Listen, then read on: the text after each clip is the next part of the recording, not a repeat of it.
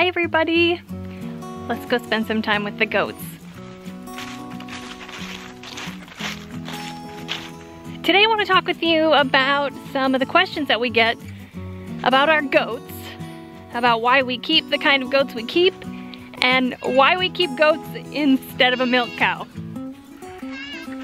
So let's go spend some time with this crazy bunch of goats, and I will tell you all about it. The baby goats are getting so big, and the two mamas that we're breeding are in with the other mamas, so it looks like we have a ton of goats.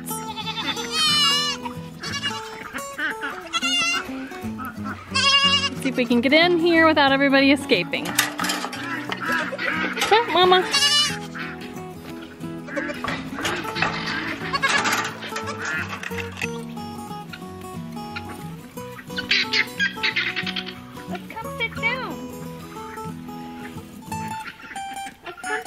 What's up, baby? Well, where am I supposed to sit? Where am I supposed to sit? Hi, Coco. Hey, that's my spot. That's my spot.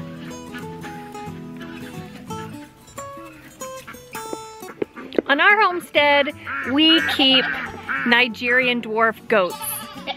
And we have kept Nigerian Dwarf goats for about 5 years, minus the few months that we were moving, and until we could find a couple that we liked. The main reason why we keep goats instead of milk cows is because of volume of milk. A normal milk cow will produce anywhere from 6 to 8 gallons of milk a day. And on our homestead, we don't really use a lot of milk. We've just started making homemade yogurt, and although we have made farm cheese, a soft cheese before, we don't make that a lot, and we are not experts yet at making hard cheeses. The Nigerian Dwarf goats, while they are a small goat, they actually produce quite a bit of milk for their size. And out of all of the dairy goats that are out there, the Nigerian Dwarf goat milk has the highest level of butterfat, which makes it so rich and creamy and very, very sweet. Hi, baby. There are other types of goats that many people use on their homesteads for milk, and most of them produce more milk than a Nigerian Dwarf. Our Nigerian Dwarfs will produce probably 1 to 2 quarts of milk per day per goat, depending on, you know, their cycle of milk production and how old they are. The first fresheners or the first year goats won't produce as much, and the older goats will produce a little bit more. And 1 to 2 quarts of milk a day for us is, it's enough. The other goats that are common within the homesteading community, especially the Nubians, they are going to produce at least at least a gallon of milk a day. The La Manchas can produce 1 to 2 gallons of milk per day, and honestly that would even still be too much for our family right now. We have 2 goats in milk, hopefully at all times, which will provide enough milk for us. Hi, Mama. Everybody wants attention. Now, as far as butterfat goes, the Nigerian Dwarfs have the highest level of butterfat. Like I said, it can be anywhere from 6% to 10% butterfat. The other goats, Nubians and La Manchas, their percentage is about 4 to 4.5%. So not quite as much, not quite as sweet of milk, and not as rich and creamy.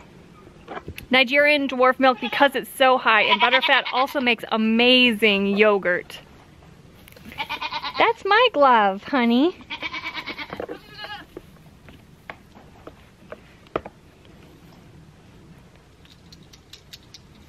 in comparison to cow's milk has between 4 and 6% butter fat. Now, goat's milk is naturally homogenized, which means that the cream is always mixed in with the milk. It doesn't rise up to the top to the degree that it does with raw cow's milk. So that makes it very difficult to make butter from goat's milk cream. You can do that if you wait a couple days and skim off the cream, and then wait a couple more days and skim off the cream. You can do it that way, or you can invest in a cream separator to get the cream out of your goat's milk. Some of the other reasons that we keep Nigerian dwarf goats versus other goats, really the first reason came from our urban homestead when we lived in the Phoenix area. Nigerian dwarf goats are smaller, obviously, and they require less homestead space. And our first homestead only had an acre and a quarter or an acre and a half. So these little goats were perfect for that setting. But we really fell in love with them. Their personalities are so sweet. But also, because these goats are smaller, they don't jump as high, and in my opinion, it's easier to keep them in a fenced area. Nigerian dwarf goats are also always coming in and out of heat. They come into heat every 21 to 28 days, which is different than other types of goats that come into heat once a year. By having them come into heat every month, that allows the homesteader or the farmer to determine the best breeding cycle. I will breed to have babies in October and in April. And the reason why that works well for us is that I always have goats in milk, so I can have milk year-round. Whereas if I only had goats in heat and where they were pregnant once a year, there'd be a time frame there that I would have to stop milking and then would be out of fresh milk. So that is one huge advantage of Nigerian dwarf goats. Amazingly, these little goats have a really easy time giving birth. We did have one have trouble this year, but it's the first time in 5 years we've ever had one of our goats have trouble having babies. Nigerian dwarfs oftentimes have multiple births. In our homestead, it's mostly twins and triplets. These babies. Because of their small size, Nigerian dwarfs are a little bit less intimidating on the homestead, especially for children. And, you know, goats are very curious animals, and it's not easy to teach them not to jump. So when you have visitors on the homestead, or if you have kids and children on the homestead, the Nigerian dwarf goats are a nice option because of their small size.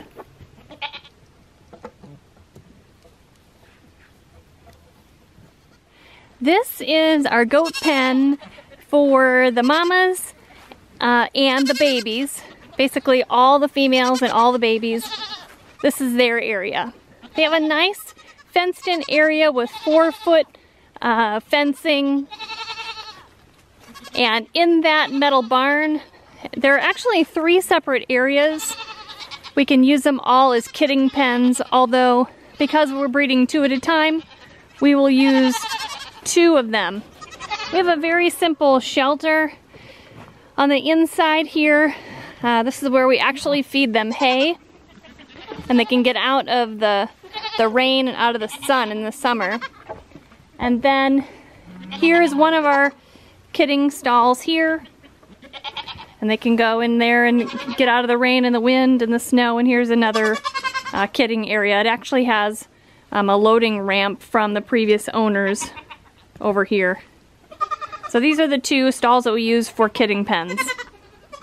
And then on this side we still keep a couple rabbits and we store hay. This is also our milking room where we have our milking stanchion. It obviously doubles also as storage, and we keep some hay in here, and we keep bags of feed for some of our other animals. But this is working out fine for us. In the summertime, We use portable electric netting, and we walk the goats out here, and they can spend some time out in our small pasture area in the electric netting. We have a separate pen for our bucks. We have 2 breeding bucks right now, and they live happily together. Looks like they've knocked over their water bucket again. The buck on the left now, his name is Pluto. He's the newest to us. And the buck on the right is Rocky. He is the current father of the 3 babies that are still with us right now. These 2 guys have not been together for long. Pluto's new, but they are getting along really well. And they are beautiful goats, and they're gonna make beautiful babies. All of our goats are registered so that we know that they've come from quality parents.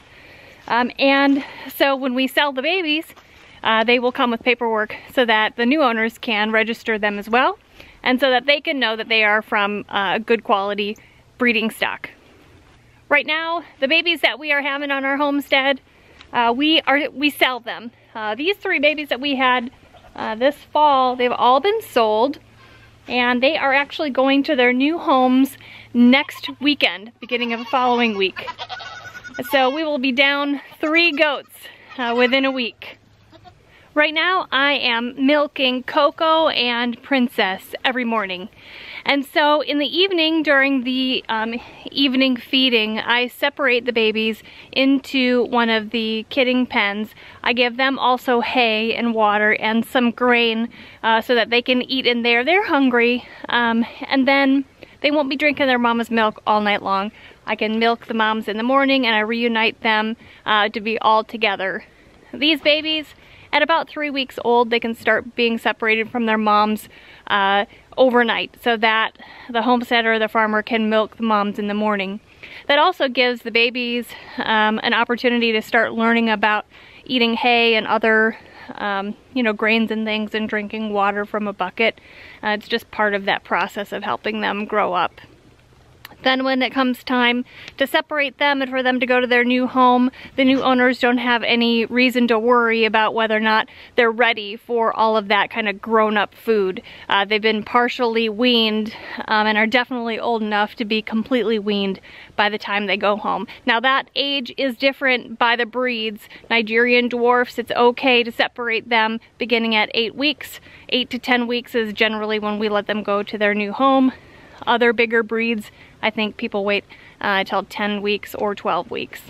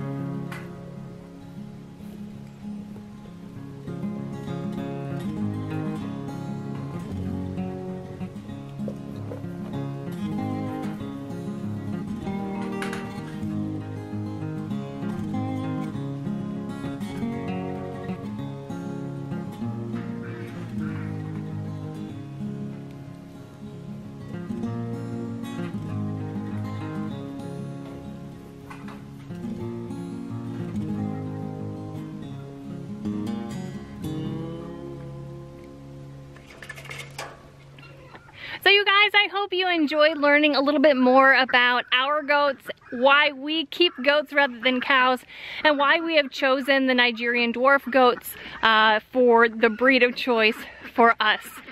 If you have not explored getting goats yet for your homestead, I really encourage it. It is my favorite animal on the homestead. Kevin's favorite are the pigs. My favorite are the goats. So you guys, if you enjoyed this video and our channel and you're not a subscriber yet, right now is a perfect time to hit the subscribe button below. Don't forget to follow us on all of our social media, including Instagram. And until next time, thanks so much for stopping by the homestead. Take care and God bless.